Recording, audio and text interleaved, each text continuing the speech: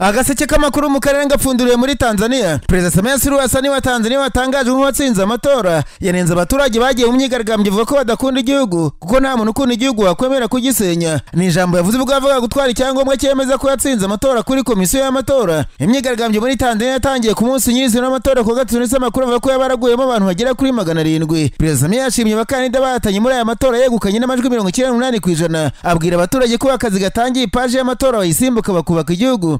Amatora yanenzwe n'abanyaburayi bavuze ko habayemo uburiganya butarabaho. Perezida Samia Suluhu yagaye abantu bose bagaragaye mu bikorwa bisenya mu izina ry'imyigaragambyo. Yavuze ko inzego z'umutekano zikwiye kujenjekera uwo ari wese wagerageza gusenya ibyavunye abaturage babyubaka. Ntiharatangazwa igihe Samia Suluhu Hassan azarahira, ariko amakuru ava muri Tanzania aravuga ko isaha yose yarahira agashyira igihugu ku murongo. Perezida wa Komisiyo y'Umuryango wa Afurika Yunze Ubumwe Mahmoud Ali Yusuf yatangaje ko akimara kumenya ko Samia Suluhu Hassan yatsinze amatora yahise amushimira kuri iyo ntsinzi, ariko mwibutsa ko Afurika ishyigikiye politiki ishingiye kuri demokarasi. Kuba mushimira kuri intsinzi ariko ntibyabujije ko ibiro bye byamagana urupfu rw'abaturage baguye mu myigaragambyo yakurikiye itangazo ribyavuye muri aya matora. Amatora ya perezida wa Tanzania n'abadepite babaye ku itariki 29 z'ukwezi kwa 10 yitabiriwe n'abantu bagera kuri 30 ariko bashyigikiye amashyaka arwanya ubutegetsi bo barayamaganye kuko bavuga ko abantu babo batarayagiyemo, bivuze ko nawe kwizera ko yaciye mu mucyo. Abiganjemo urubyiruko nibo bagiye mu mihanda ya Dar es Salaam, Dodoma, Mwanza n'ahandi mu mijyi minini y'iki gihugu barigaragambya bikomeye. Polisi yaraje ibanza kubuka ibyuka biryana mu maso ariko bayibera ibamba. Nibwo yaje gukoresha amasasu ya nyayo irabarasa, ndetse raporo itangwa n'ibitangazamakuru nka BBC na Al Jazeera irunana no ku byo Faransa FP n'ibindi zivuga ko haguye abantu bagera kuri 700. Ibiro bya perezida wa Komisiyo y'Umuryango wa Afurika Yunze Ubumwe bivuga ko bibajwe n'urupfu rw'abo bantu.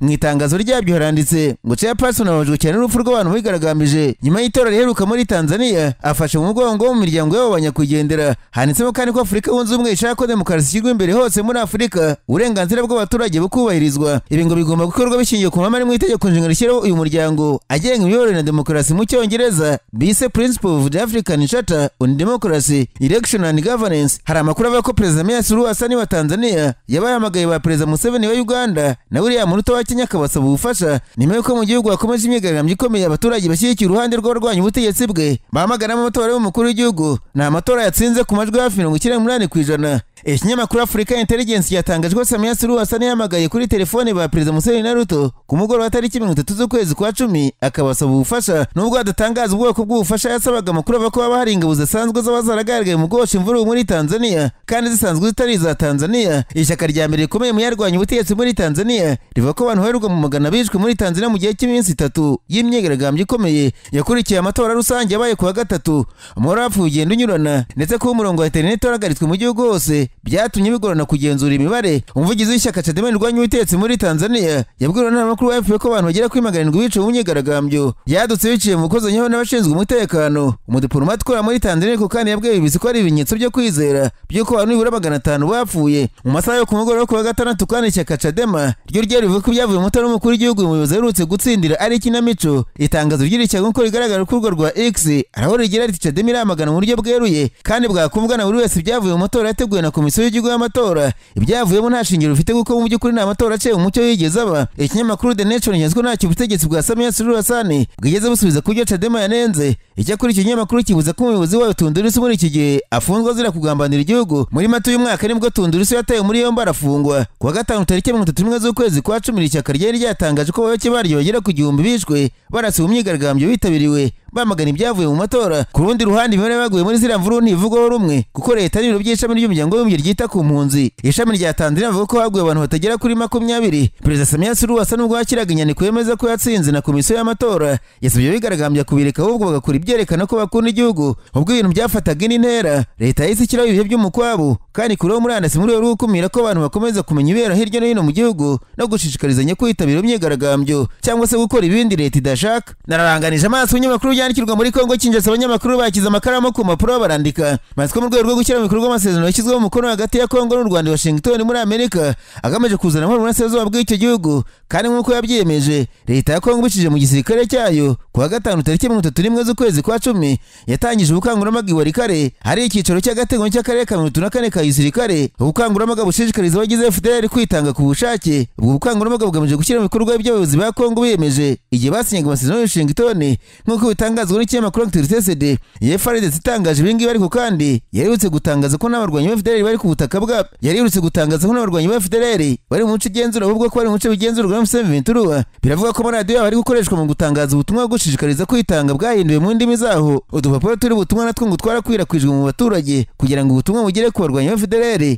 aribo ntego nyamukuru ubukangurambaga bureba. Major Dieudonné Kasereka umuvugizi w'akarere ka 24 ka gisirikare yavuze ko igihe kigeze ngo haragaruke mu karere ati ubutumwa bureba imitwe yose ya FDLR igihe kirageze cyo gushyira intwaro hasi no kwirinda kumena amaraso. Abarwanyi bose ba FDLR bagomba kwiyikiriza mu NISCO ku bushake kugira ngo basubizwe mu gihugu cy'u Rwanda. Turasaba kutanga ikiganza kirambuye cy'abatetsi ba Kongo ndetse n'ingabo za FARDC. Intumwa zo mu buyobozi bukuru bwa FARDC zoherejwe i Walikare kugira ngo zitegure iki gikorwa cyo kwitanga ku bushake kwa FDLR. Izi ntumwa ziyobowe na Colonel Itasi zahamagariye amatora yakorewe muri Walikare kugira uruhare muri ubu bukangurambaga kugira ngo bigende neza. Ati igihe kirageze ngo FDLR isubire mu gihugu cy'u Rwanda. Turasaba pasiteri n'abayobozi gakondo kubasobanurira ko bagomba gushyira intwaro hasi bakitanga nta maraso amenetse biracyashoboka. Abarwanyi bazitanga ku bushake ngo bafite amahitamo yo guhitamo igihugu cy'ubuhungiro aho bazajyanwa na MONUSCO niba badashaka gusubira mu Rwanda. Ubu bukangurambaga niburangira ngo batazumvira umuhamagaro bazatirwa gutabuka n'ingabo za leta ya Kongo muri teritwari ya Walikare. Bivuga ko abarwanyi ba FDLR baherereye cyane mu gace ka Makungurano muri grupe ya Rwanda hahana imbibi na Masisi mu gace ka Banarukisa hafi ya Buoye muri grupe ya Uroba hahana imbibi na grupe ya Famando ya kabiri muri teritwari ya Masisi no mu gice cy'agace ka Banakindi muri grupe ya Kisimba hahana imbibi na Rucuru. Abo barwanyi baje muri utwo duce mu kwirukanwa mu burengerazuba bwa teritwari na Raila Mutombo 2012. Haravuga imirwano ikaze yabaye hagati y'inyeshyamba za M23 n'ingabo za Wazirinde zifatanya na FARDC kuva saa 2 z'ijoro kuwa gatandatu tariki ya 2 ukwezi kwa 11 ahitwa Karembe muri grupe ya Bashari Mukoto ireye muri teritwari ya Masisi Kivu y'Amajyaruguru. Amakuru aturuka Karembe agera kuri Actualité ava ku inyeshyamba za Wazirinde zagabiye icyari mu bitero kurinda inyeshyamba za M23. Urusaku rw'intwaro ziremereye ndetse n'izoreje rwumvikanye muri uyu mujyi wareye hagati ya Masisi na Walikare. Amakuru akomeza avuga ko abaturage batewe ubwoba n'imirwano bakomeje kwihisha mu ngo zabo. Bongera ko inyeshyamba za M23 zifite ibirindiro i Karonge muri grupe ya Kisimba hafi ya Karembe zafashe bagenzi babo n'imbunda zirasakure kugira ngo hashye ibyo bitero. Imirwano ikomeye irimo ibitero by'impande zose bya M23 byirukanye ingabo za Kongo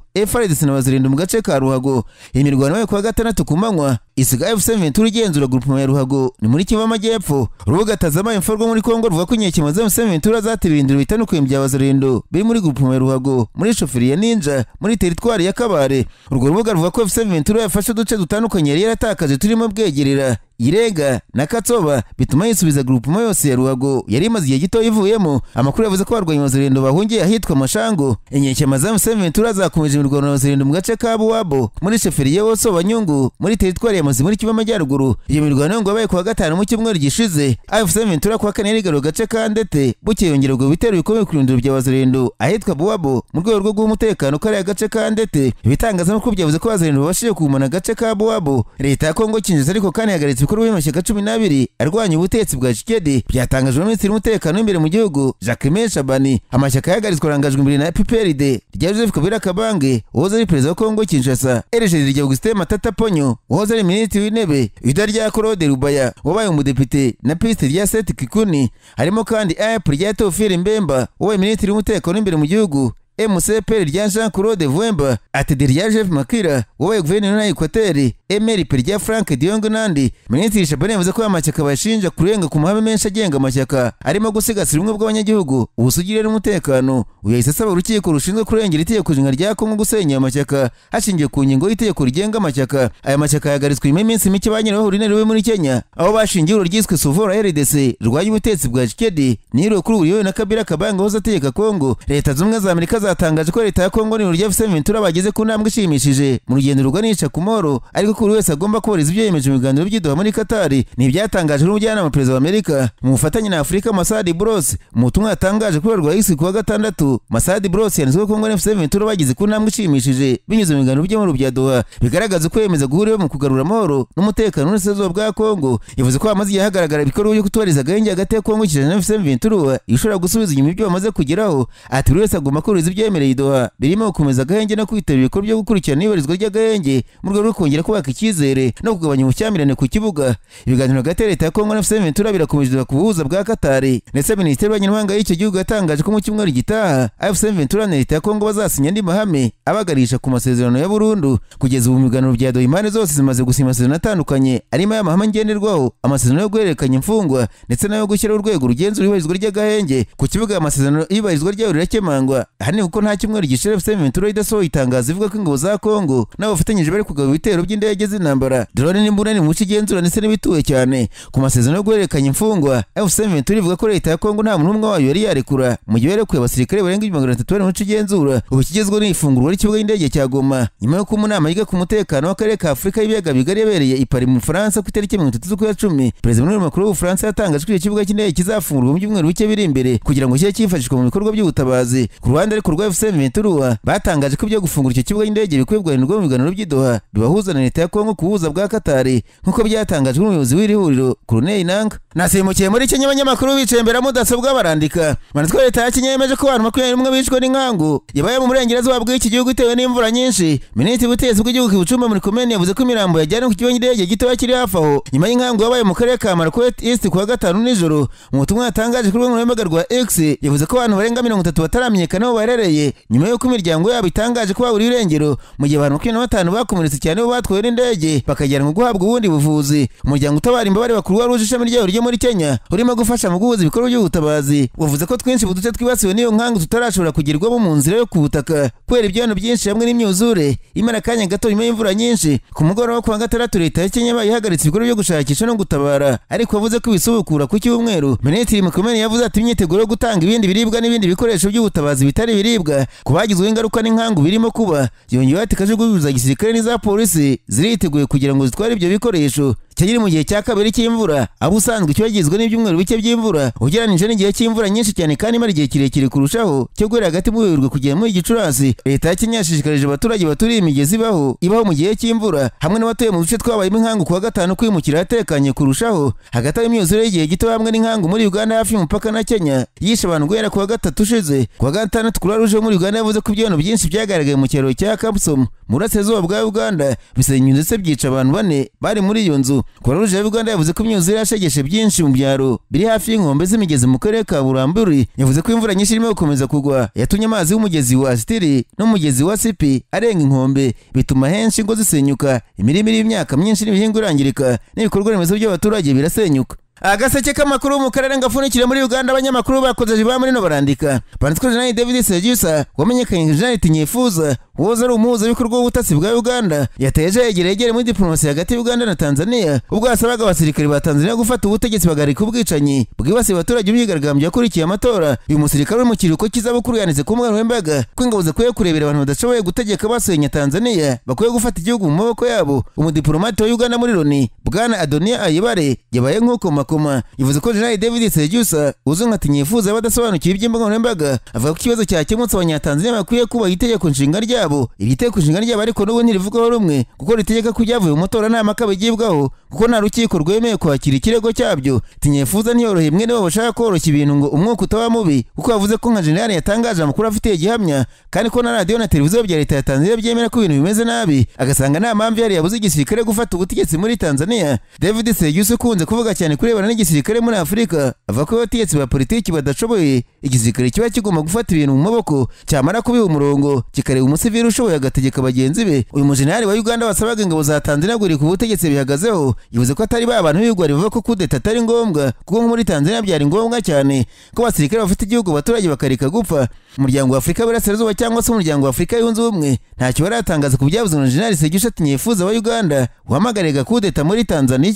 Muri Afurika Perezida wa Amerika Donald Trump yakangije ko ashobora gukora igikorwa cya gisirikare muri Nigeria ashinja leta y'igihugu cyo muri Afurika y'Uburengerazuba kwemera ko abakristo bicwa. Ibi bitumye imvugo ya Amerika ifatira intera iteje akaga kubijyanye n'ibivuga ko ari ubwicanyi bwo mu kivunge bikorerwa abakristo bukozwe n'intagondwa zigendera ku mamakazi ya Kisilamu ngo bishobora kugira ingaruka ku mubano w'ibihugu byombi. Leta ya Nigeria yakanye ibivuga ko abakristo barimo kwicwa mu buryo butandukanye n'ingano yabo bishwe n'intagondwa ziyitirira Isilamu mu majyaruguru y'iki gihugu cyiganjemo Abayisilamu. Mu butumwa yatangaje kuwa gatandatu kuri urubuga rwitwa Truth Social, Trump yavuze ko Amerika ishobora kugenda n'imbaraga nyinshi yarubika ikavanaho burundu abo yise abaterabwoba ba Kisilamu barimo gukora amarorerwa. Yanakangishije guhagarika imfashanyo yose igenewe Nigeria. Trump yavuze ati ubunegetse minisiteri yacu y'intambara kwitegura igikorwa gishobora kubaho nidutera bizaba byihuse birimo ubugome kandi biryoshye nk'uko abagome b'abaterabwoba batera abakristo dukunda cyane. Trump yurita Nigeria ko byaba byiza ari icyo ibikozeho byihuse. Kuwa gatanu Trump yatangaje ko yagennye Nigeria nk'igihugu giteje inkeke yihariye. Kuwa gatandatu leta Nigeria yashubije ihakana ko abakristo barimo kwicwa. Ubwo perezida wa Nigeria Bola Tinubu yasubiza muri iki cyiciro Trump yashyizeho Nigeria, yasobanuye ko Nigeria irimo guhangana n'ikibazo cy'umutekano muke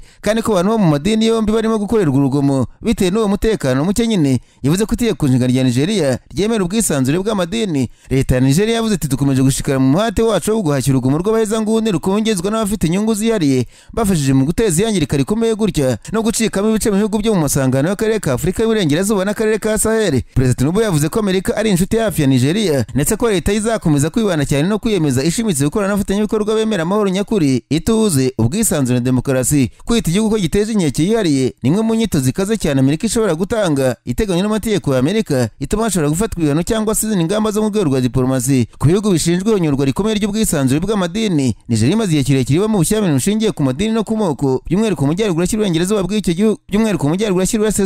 gihugu aho imitwe y'intagondwa ziyitirira Isilamu nka Boko Haram n'ishami rya Afurika y'Uburengerazuba bw'umutwe wiyita leta ya Kisilamu yakomeje ubwo bitero byishyirwamo abantu mu gihe cy'imyaka irenga 10 ishize. Muri leta ya Plateau na leta ya Benue ziri hagati muri Nigeria abantu barirwa mu magana barishwe byitirirwa ubushyamirane muri hagati y'abahinzi n'aborozi. Imiryango irenga uburenganzira bwa muntu iva ko Abakristo n'Abayisilamu bakoze urugomo nubwo imiryango imwe ishinja abatetsi kunanirwa kurinda abaturage ba nyamuke. Mu Kuboza kwa 2020 nibwo Minisiteri y'Ububanyi n'Amahanga ya Amerika yaheruka kugira Nigeria nk'igihugu giteje inkeke yihariye kuko amakuru avuga ko gikora cyangwa se kihanganira ihonyorwa rikomeye ry'ubwisanzure bw'amadini nk'uko bikubiye mu itegeko rya Amerika rigenga ubwisanzure mpuzamahanga bw'amadini. Mu gusoza mbwire ko iturika bikeye ko byaturutse ku mpanuka y'amashanyarazi byahitanye abantu 23 abandi 11 barakomereka bari mu iguriro ryo mu ntara ya Sonora mu majyaruguru y'Uburengerazuba bwa Mexique. Ibiro by'umushinjacyaha muri Sonora byatangaje ko byabaye ku itariki ya 1 z'ukwezi kwa 11 ariko bashingiye ku iperereza ry'ibanze bikwiye ko byatewe n'insinga z'amashanyarazi zari mu bubiko. Ni mu gihe inzego z'umutekano zatangaje ko byabaye atari igitero cyangwa se igikorwa cy'urugomo cyari kigamije kwibasira abantu. Guverineri wa Sonora Alfonso Durazo mu butumwa yashyize ku rubuga nkoranyambaga